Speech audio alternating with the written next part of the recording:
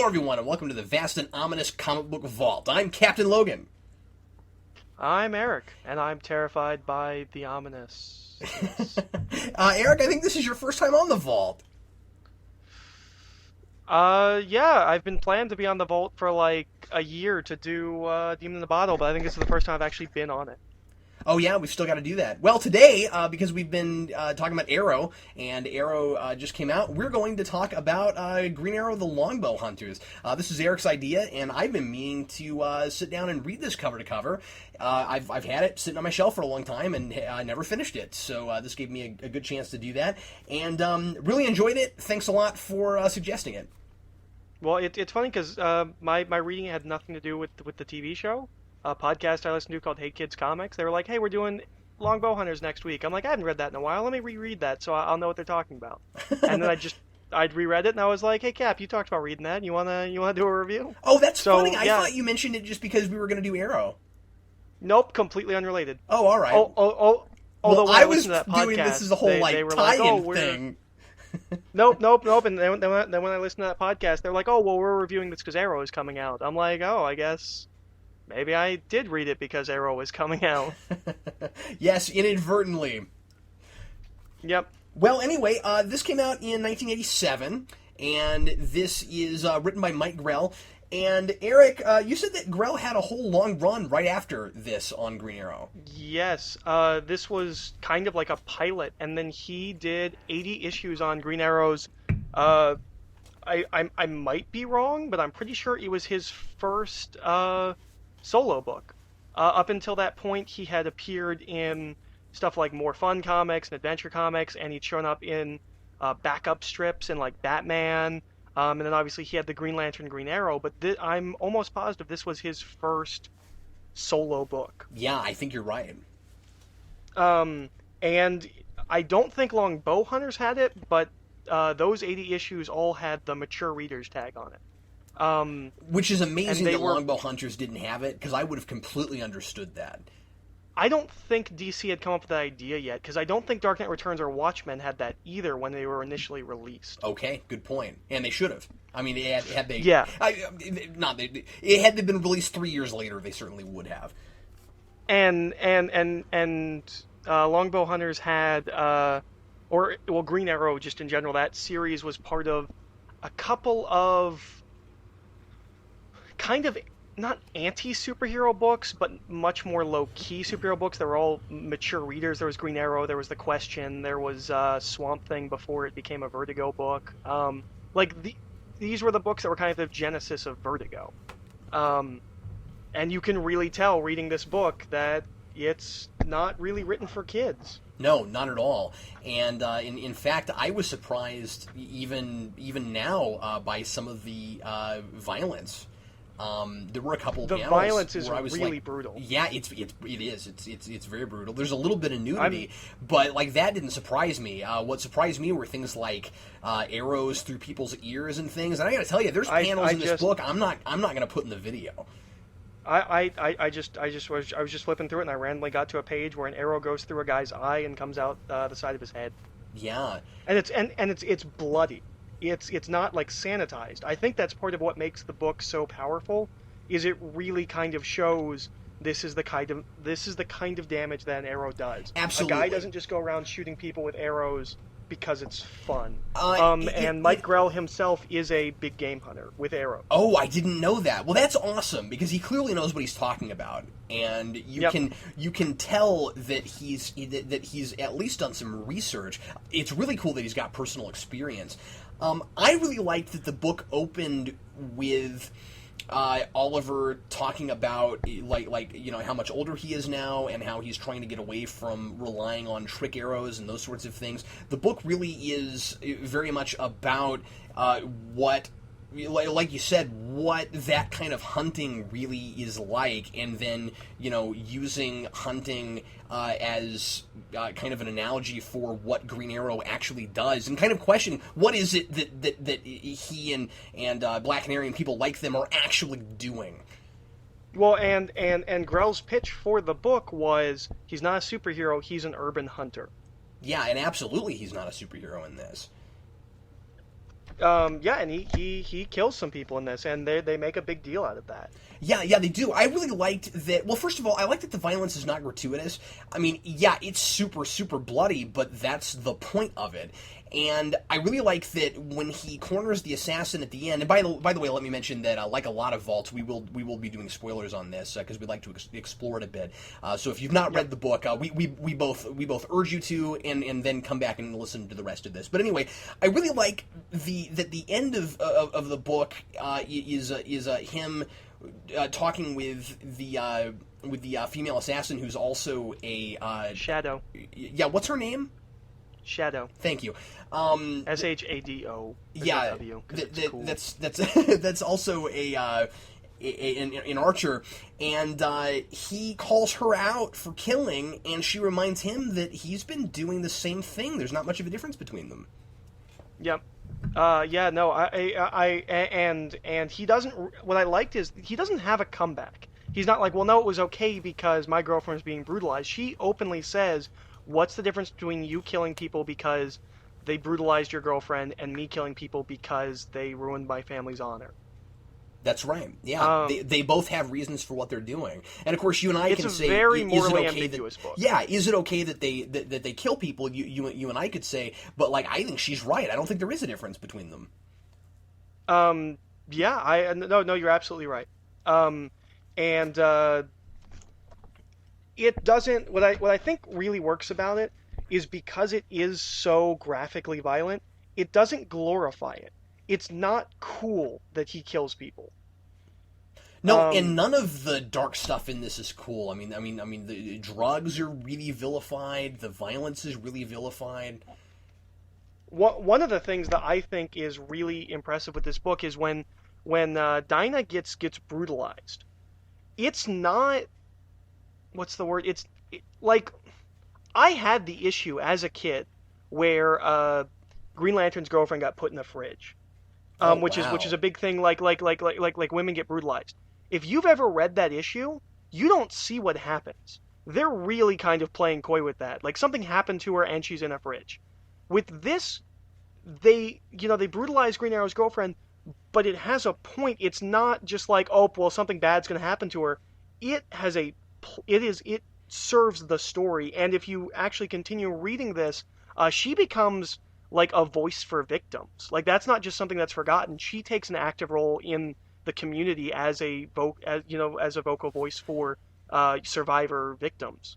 Yeah, well, I'm glad to know that because it very much comes off like a turning point for Dinah's character, and like you said, it definitely serves the story. I mean, it opens with Oliver and her talking about getting married and having children because they've gotten older, and he feels like he's almost a grandfather because Roy Harper has a kid now, and so he says. I'd like to get married and have children. And she says, in my favorite panel of the whole book, because it looks like a real woman's face and it's so expressive. She says, Oliver, I don't want children. And she explains that they can't do what they do and have normal lives and have kids, which is a regular comic book kind of motif, but it goes a lot farther because then she accidentally proves herself right by almost getting killed in the line of duty and in the most violent way possible. Yeah, and the artwork just throughout it jumps around like it.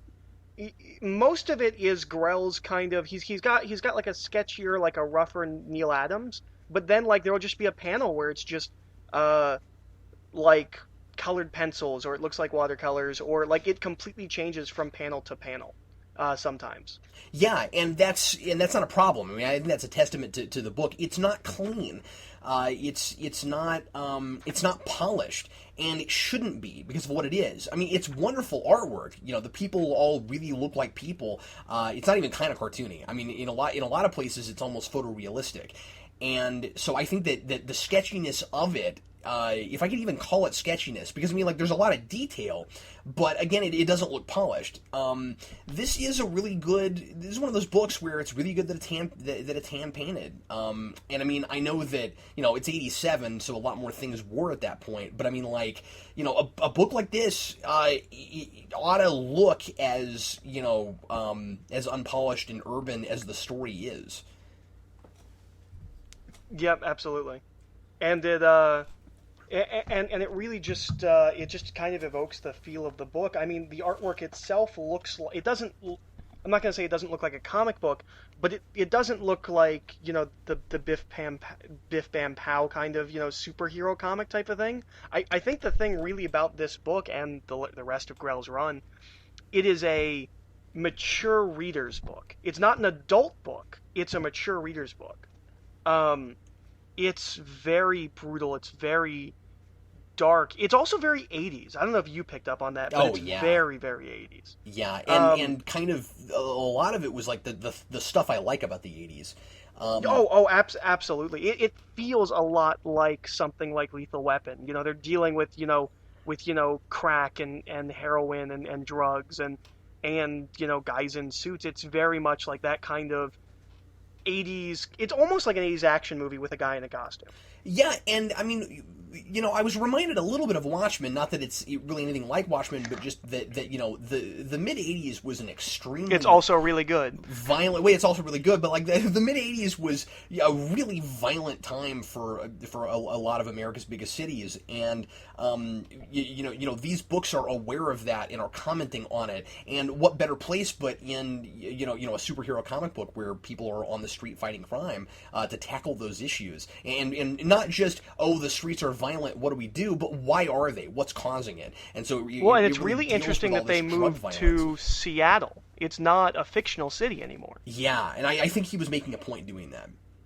Yeah, it's really there's some dark stuff just that like it's not superhero stuff. Like there's this one panel really early on where a junkie comes like through the window of their shop, and he calls the cops, and then he holds up like a vial of just like crack rocks, and he goes, "I think it's crack." And the fact that it's just crack rocks, it's not MGH, it's not some kind of like fictional, soup or anything, it's crack rocks. When I read this when I was younger, I know that had like that's why I know what crack looks like. Oh wow. Yeah.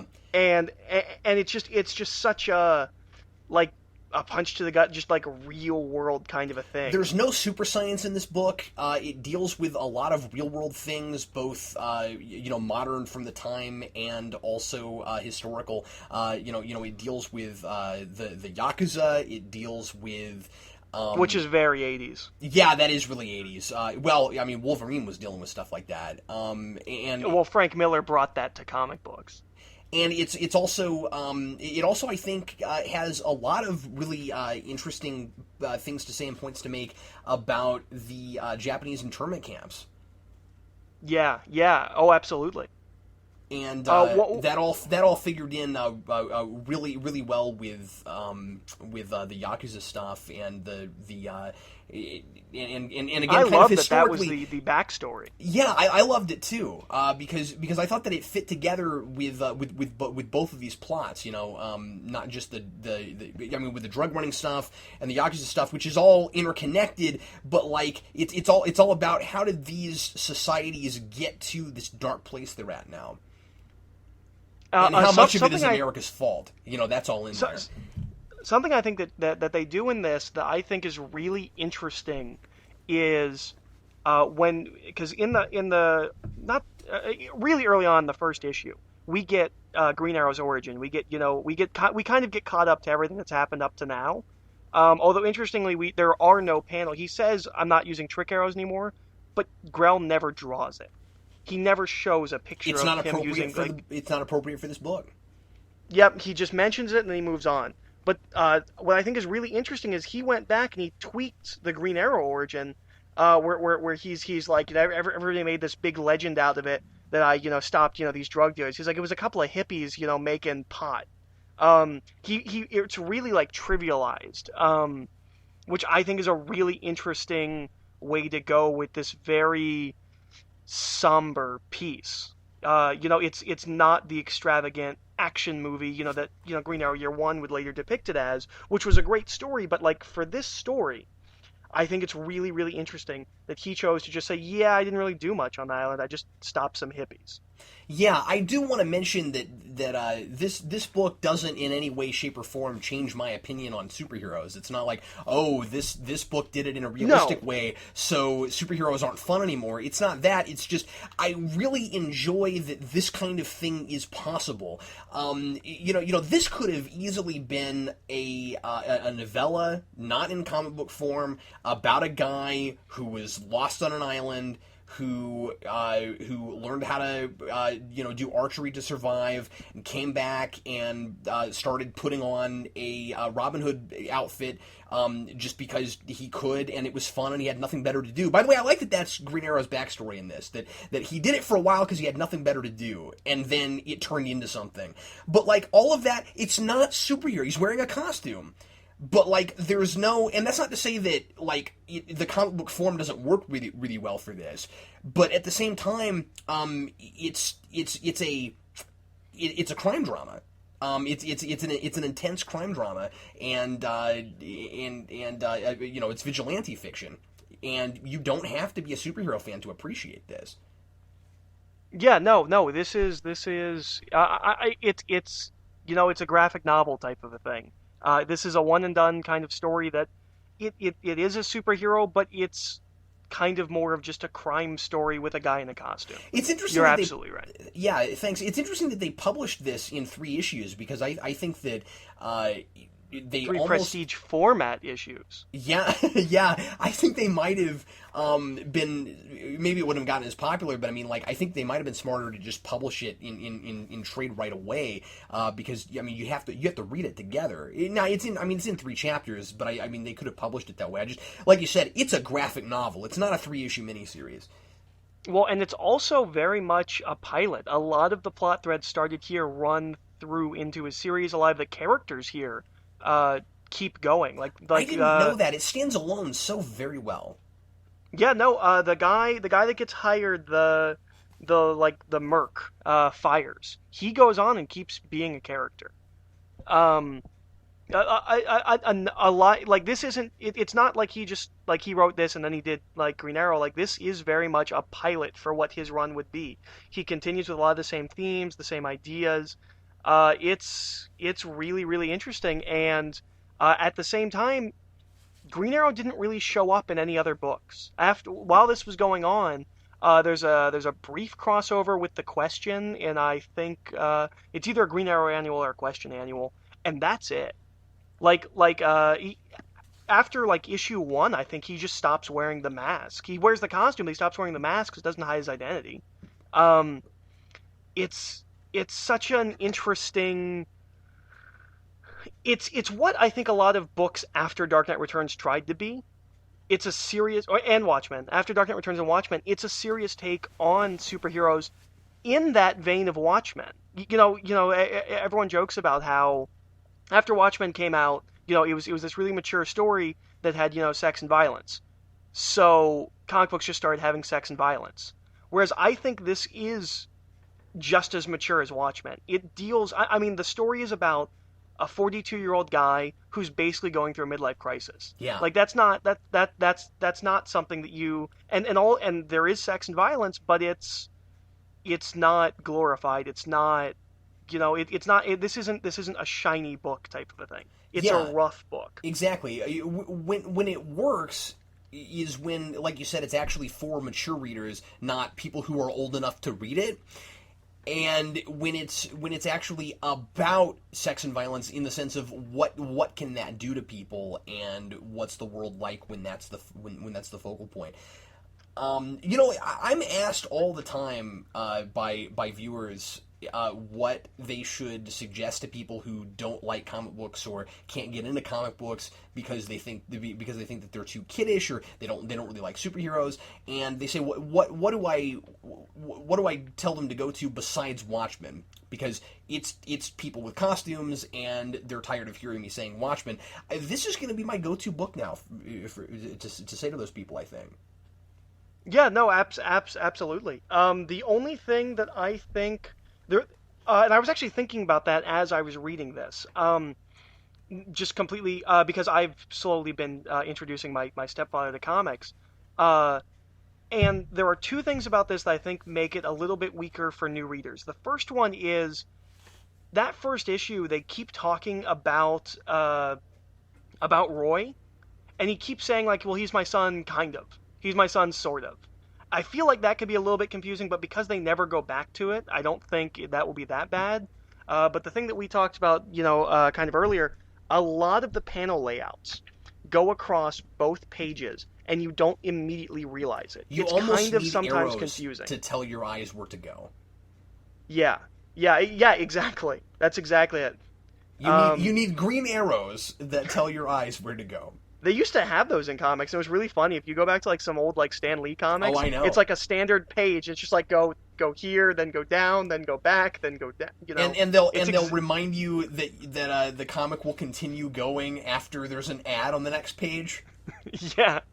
But yeah, with Longbow Hunters, that's really my biggest gripe about it, is just that there are places where, and I mean, like, I've been reading comics for years. I read comic books every day, and I would get to a panel where I thought that I was supposed to continue, and then it turns out that I was actually supposed to, or that I was supposed to go down, I thought, and then it turned out that I was supposed to go across the page.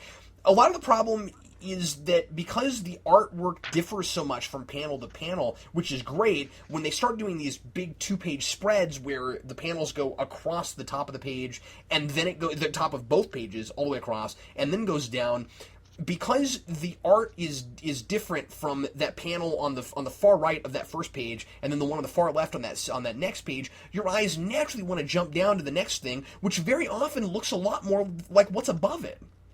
Right. Yeah. And so that was very confusing and very, very off-putting to me. I remember that going into this, and I was like, all right, I'm going to pay attention to the panel layout before I start a page. And there was still a page or two where I did it wrong. I had to go back. There's one page in particular, I don't remember exactly what it is, but it's a page with him in shadow. There's one that I remember it really tripped me up the first time I read it, and it tripped me up this time too, even knowing it was coming. And having said that, there are a few places where I think the panel layout is awesome. Yeah, there's some really interesting panel layouts, kind of like the stuff that Neil Adams would do back in the day, where it's not standard panel grids. Yeah, not at all. My favorite is there's one place in particular where you've got Green Arrow, and I forget who the other character is in the background. Maybe it's Shadow. I forget. Where they're in the background, and then in the foreground is all these like diamond panels that are like overlaid on top of each other. It's so interesting. I mean, I don't know what to say about why I like it other than I've not really seen it before, and this thing is like almost 25 years old. There's one page in particular where he's shooting somebody, and I think it's a full page spread, it might even be a double page spread, and there's diamonds that just show his arrows going in. Like it just like it's close-ups on what's happening, and that's a really interesting way to use the comic book form, is that it's all happening in one scene. And instead of doing like, the Stan Lee thing where it's like, okay, 7 things happen in this one panel. Spider-Man comes in, he talks a bunch, he hits this guy, that he goes over there, like it's, Green Arrow shoots the arrow, and then you get these panels showing the arrows impacting, and it's a really interesting way to do it. And conveniently, I'm sorry, go ahead. Oh, sorry. No. I was gonna go to the wrap up. Oh, well, I was just going to say, I'm glad you mentioned Stan Lee, because one of the things I really noticed and appreciated about this is that, even in the late 80s, we had a lot of comic books that still had way more narration boxes than necessary that would tell you... This does not have that at all. This doesn't have that at all. I mean, a lot of narration boxes that would tell you, what was happening in a scene, even though you could kind of just look and see it for yourself. This thing it's a quick read, which I was surprised by. There's not a lot of words on a page. There are several pages where there are almost no words, and it's crystal clear what's happening. I mean, it uses the form as a visual medium just perfectly. Yep. But the thing I was going to say is, if you want to pick this up, if you want to try this out, which, by the way, this is what I hold up as, like, if I made a Green Arrow series, this is what I would do. If I made a movie, this is what I would do. Now, do you think this is the best Green Arrow story ever published?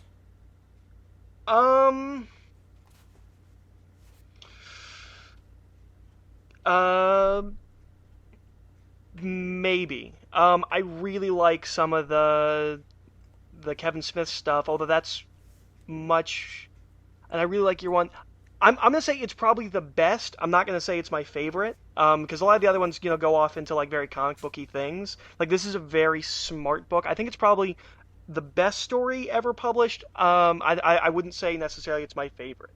There's no fun in this book. And I think my favorite probably has a little bit more fun than this book. Oh, absolutely. Yeah. No, I'll agree with you. I mean, if you're looking for a really fun comic book, this isn't it. But it's thought provoking. Oh, absolutely. It's a deep series. And this is exactly the pitch I would do, and I would want to do something like this if I ever got to write the character. But the thing is, if you're interested in this, if you've never read this, they literally just reprinted this. Really? Like a month ago. Yep, in the lead up for Arrow, they just published a new version of this, which has a lame redo of like the title. In the version I have, and I assume the version you have, it just says like Green Arrow, Longbow Hunters. There's like a more poppy, actually completely unindicative of the book that you're about to read. Oh, that's irritating. The cover of this book, the way it was published originally, is as understated as the book. It's still the same picture, but now the words are like much brighter and more poppier. Oh, okay. Yeah, your mileage will vary with that. And it's got I just pulled up a picture of it. It's got the awful DC logo on it. But they just reprinted this. If you're interested in this, please buy this, because I'm hoping that if a bunch of people buy it, they'll start putting out the rest of Grell's run. They could do it in like 8-10 issue I books. wish they would, because I'd like to read it now. Yeah, and it's not like super easy to find. I don't know about back issues, but like just any like on the internet, it's not easy to find. So I really wish I could have it in my collection as opposed to as a file on the computer. But yeah, I highly recommend this. If you want to get into Green Arrow, if you saw the show and you're kind of interested, or if you saw the show and you're like, that's awful, I wonder what the comic book's actually like, I would definitely check this out. I think it's a really, really good story, and I think it's a really good, just in general, like in the comic book medium, I think it's a very strong story. Yeah, absolutely. It's definitely one of the best DC books I've read, from this period especially. Eric, thanks a lot for joining me, man. You are welcome. And I'm really glad that you recommended that we do this, because I've been needing a reason to sit down and read this, so I'm glad we did it. Now we just have to do year one. Yeah, definitely. And I don't have a copy of that, but I'll get my hands on it. Well, everybody, thanks a lot for listening to the Comic Book Vault. And remember that the Comic Book Vault is a vast and wondrous wonderland of comic books that you can donate things to if you'd like to. You said it was ominous. Well, it is. It's an ominous wonderland. And you can... That's terrifying. And you can send things to the Comic Book Vault if you'd like to, either to donate or to let me borrow and send back to you. Just send me a personal message first and see if I already have it on hand. And our P.O. Box is Geekvolution, P.O. Box 14183, Lenexa, Kansas 66285. We'll see you next time with another episode of the Comic Book Vault. I'm Captain Logan. And I'm Eric. And happy reading.